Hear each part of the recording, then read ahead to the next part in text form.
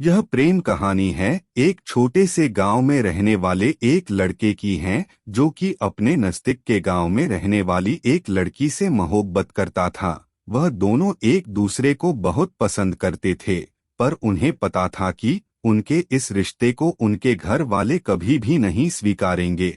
लड़के का नाम राहुल था और लड़की का नाम शीला था। राहुल एक छोटे से किसान का बेटा था और शीला एक बड़े जमींदार की बेटी थी। दोनों की हैसियत में काफी समानताएं थी, पर वे कहते हैं ना कि प्यार कभी हैसियत देख के नहीं किया जाता।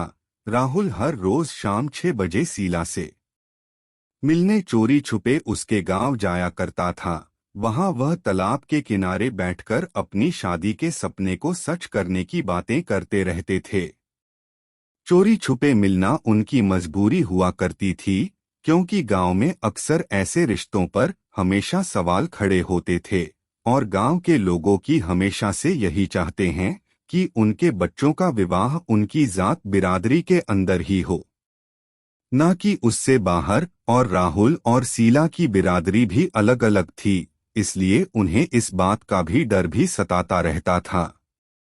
यूं ही रोज रोज राहुल का घर से एक ही समय पर निकलना और पास के गांव में जाना उसके पिताजी को थोड़ा अजीब सा लग रहा था कि यह रोज इसी समय पर रोज क्या करने जाता है। तो एक दिन अपने शक को दूर करने के लिए उसके पिता ने उसका पीछा करने की सोची और उसके पिता ने उसके अगले दिन ही राहुल का पीछा किया। जब राहुल दूसरे गांव पहुंचा तो उसके पिता ने देखा कि वह तो चंदनपुर गांव के जमींदार की बेटी शीला से मिल रहा है और उसके साथ गले लग रहा था। यह सब देख उसके पिताजी को काफी शर्मिंदगी महसूस हुई और वह वहां से चले गए।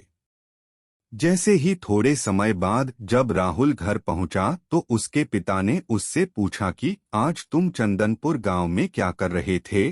तो राहुल ने बोला, कुछ नहीं पिताजी, मैं बस अपने दोस्त से मिलने गया था। उसके मुंह से झूठ सुनते ही उसके पिता गुस्से में आकर उसको एक तमाचा लगाए और कहा कि दोस्त से मिलने गए थे या अय्याशी करने गए था। मैंने तुम्हें आज चंदनपुर गांव के जमींदार की बेटी के साथ देखा था।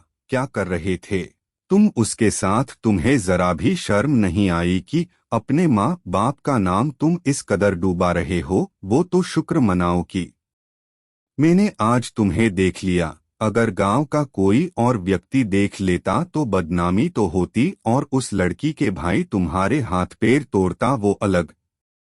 राहुल अपनी की गई गलती पर शर्मिंदा होता है और अपने पिता से कहता है कि मुझे माफ कर दीजिए, मेरे से बहुत बड़ी गलती हो गई। मुझे आपको यह बात पहले ही बता देनी चाहिए थी कि मैं शीला से बहुत प्यार करता हूँ और मैं उसके बिना एक पल भी नहीं जी सकता।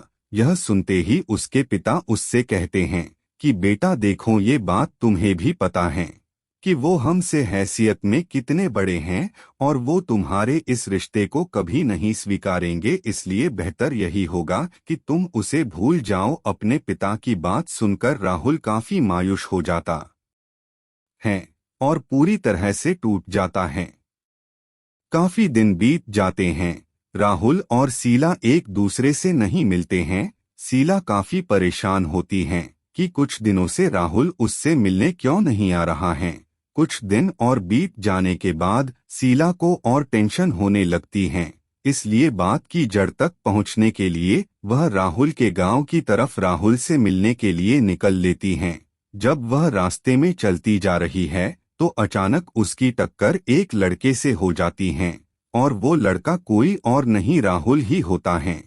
वह उसको देखते ही उसके गले लग जाती हैं और रो रो कर उसका बुरा हाल हो जाता है और वह उससे कहती हैं कि तुम मुझसे इतने दिनों से मिलने क्यों नहीं आ रहे थे?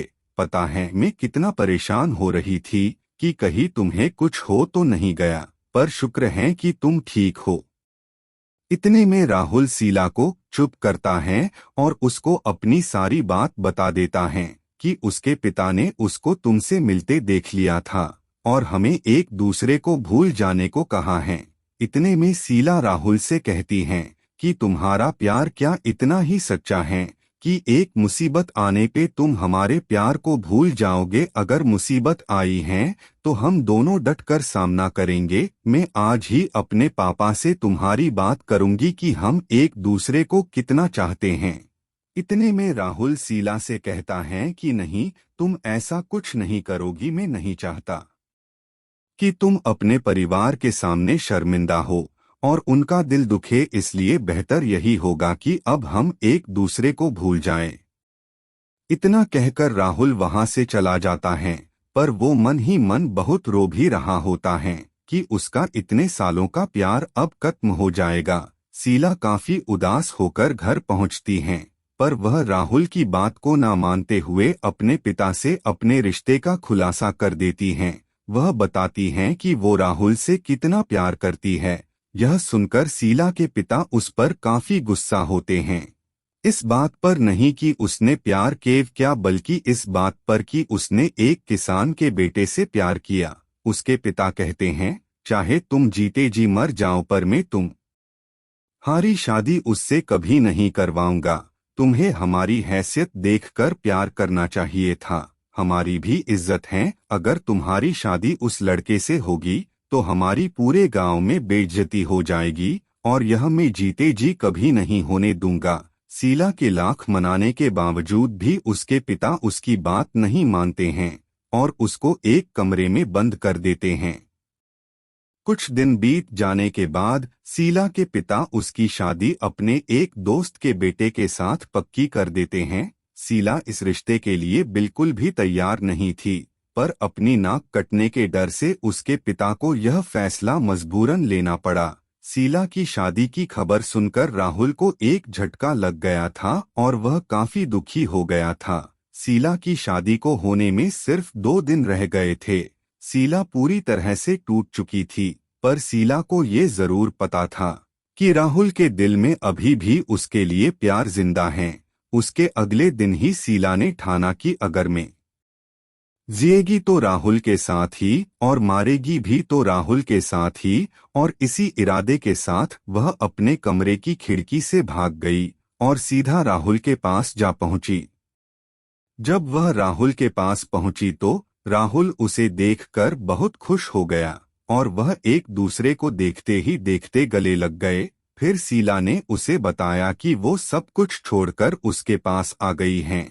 चाहे कैसे भी हालत हो, वो उसी के साथ जीना और मरना चाहती हैं।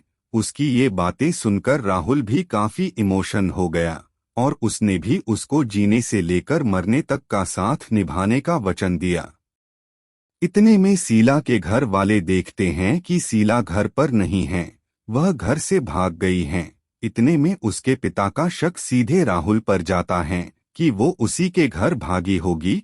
इसलिए अपना वक्त जाया न करते हुए उसके पिता अपने आदमियों के साथ सीधा राहुल के घर की तरफ निकलते हैं।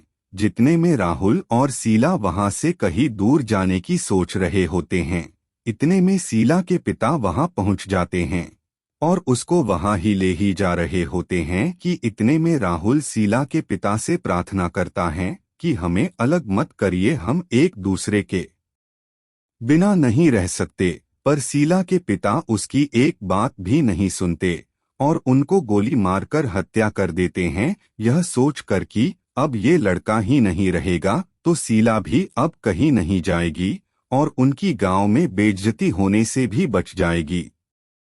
राहुल अब मर चुका था और अगले दिन शीला की शादी होनी थी, पर शीला इस शादी के लिए बिल्कुल तैयार नहीं थी, बल्कि वह तो अब राहुल के गम में डूब में चुकी थी और उसने यह वचन लिया था, अगर जिएगी तो राहुल के लिए ही और मरेगी तो राहुल के लिए ही। अब शादी होने में सिर्फ कुछ ही समय रह गए थे, पर शीला अभी तक तैयार नहीं हुई थी।